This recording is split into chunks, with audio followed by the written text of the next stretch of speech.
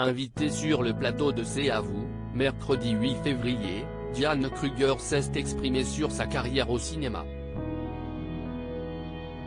Si l'actrice semble reconnaissante de son parcours composé de projets très divers, elle se désole également d'une certaine solitude et regrette parfois de ne pas appartenir à une petite bande reconnue du 7e art. Le parcours de Diane Kruger a de quoi impressionner.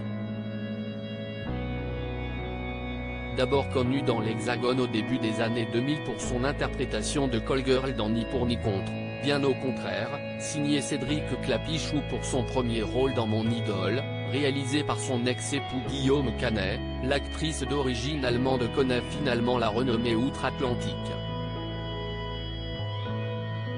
Avec des premiers longs métrages comme le mythologique 3, auprès de l'incontournable Brad Pitt, ou bien le blockbuster Benjamin Gates et le trésor des Templiers avec le célèbre Nicolas Cage, la jeune femme enfonce les portes d'Hollywood.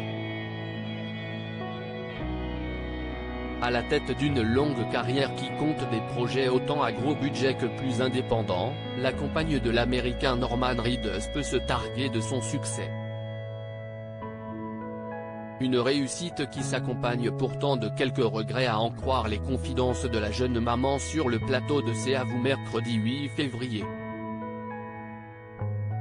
Si, pour Diane Kruger, son activité devant la caméra s'apparente avant tout à un voyage en solitaire, cette dernière semble parfois se désoler de l'absence de compagnons de route.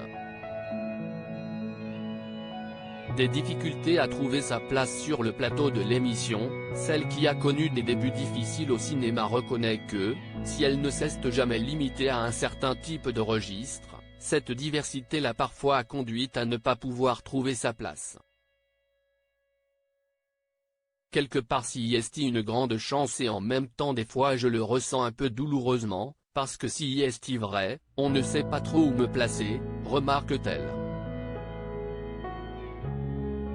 À table avec Anne-Elisabeth Lemoine, elle poursuit en évoquant le désir quelquefois pesant de vouloir appartenir à une petite bande reconnue du 7e art français, à l'image de celle composée par Gilles Lelouch et Guillaume Canet. Si est vrai qu'en France, même si je travaille beaucoup ici, je ne fais pas partie d'une bande qu'on voit tout le temps au cinéma, de Gilles Lelouch ou Je ne sais rien.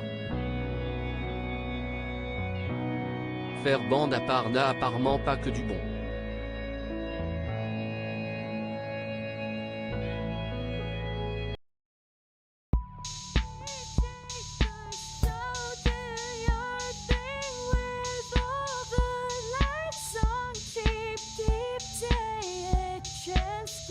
Keep